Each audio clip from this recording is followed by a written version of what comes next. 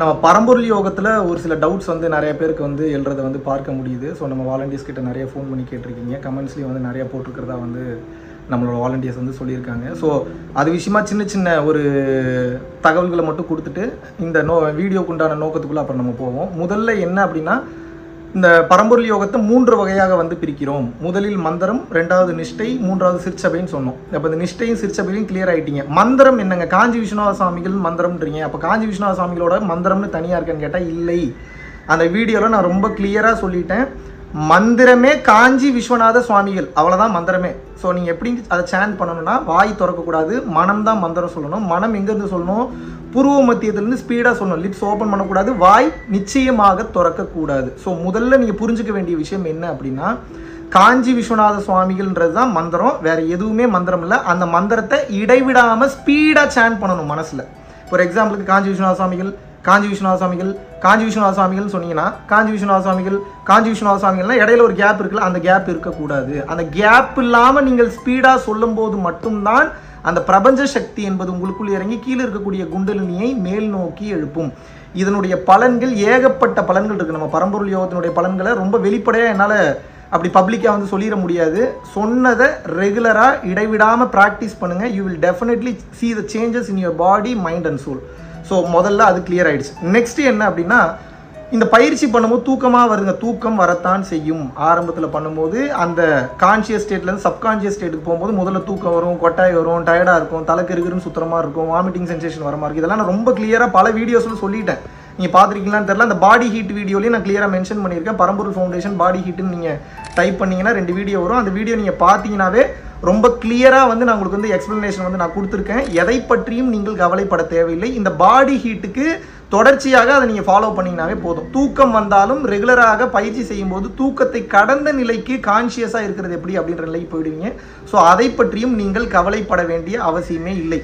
அடுத்து இம்பார்ட்டண்ட்டான விஷயம் என்னன்னா, பரம்பொருள் யோகத்தையே மகாவிஷ்ணு சொல்லி கொடுத்துட்டாரு, அப்போ இதுக்கப்புறம் இன்னும் ஏதோ பயிற்சி சொல்லி கொடுக்க போறாருன்னு ஒரு சில பேர் நினைச்சிட்டு இருக்கீங்க. அப்படிலாம் இல்லை. இந்த பயிற்சியை தான் நானும் பண்ணிட்டு இருக்கேன். அந்த பயிற்சியை பண்ணி தான் இந்த நிலையை அடைஞ்சிருக்கேன்.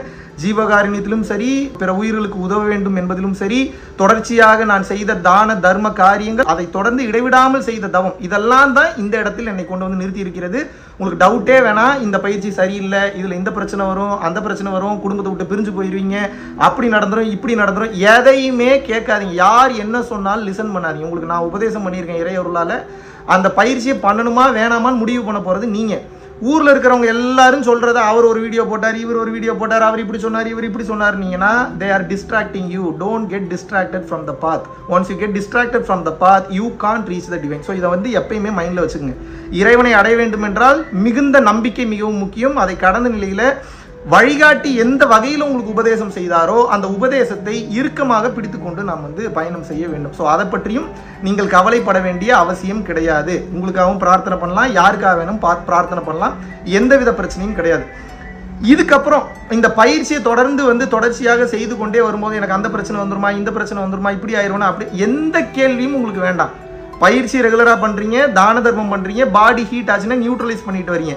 ஒரு கட்டத்துக்கு மேலே இந்த ஹீட்டை இந்த உடம்பு பழக ஆரம்பித்து விடும்.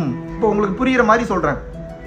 24 மணி நேரமும் வருஷக்கணக்கில் ஜம்மு காஷ்மீரில் இருந்தவரை கூட்டு கொண்டு வந்து நீங்கள் டக்குன்னு வந்து பார்த்தீங்கன்னா ராஜஸ்தானில் விட்டீங்க அப்படின்னா அவரால் ராஜஸ்தானுடைய சூட்டை பழக முடியாது. ராஜஸ்தான்லேயே இருந்தவரை கொண்டு போய் காஷ்மீரில் விட்டிங்கன்னா காஷ்மீரோட குளிரை அந்த உடம்பு பழகாது.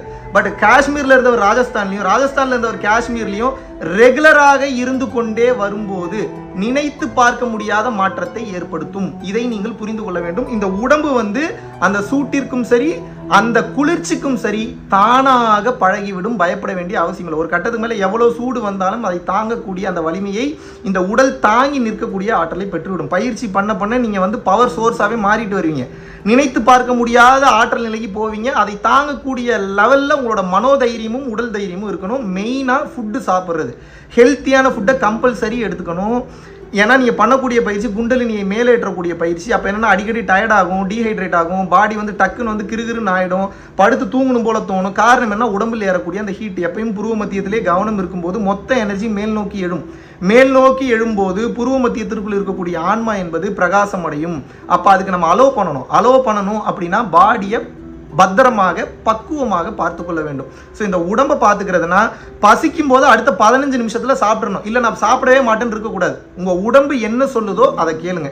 பசிக்குதுன்னு சொன்னால் சாப்பிடுங்க, தாகம் எடுக்குதுன்னு சொன்னால் தண்ணி குடிங்க. ஆனால் ஹெல்த்தியான ஃபுட்டை கம்பல்சரி நிச்சயமாக ரெகுலராக சாப்பிடணும். இதில் நீங்கள் கிளியர் ஆகிட்டீங்கன்னா பயிற்சியை பற்றி நீங்கள் கவலைப்பட வேண்டிய அவசியமே இல்லை.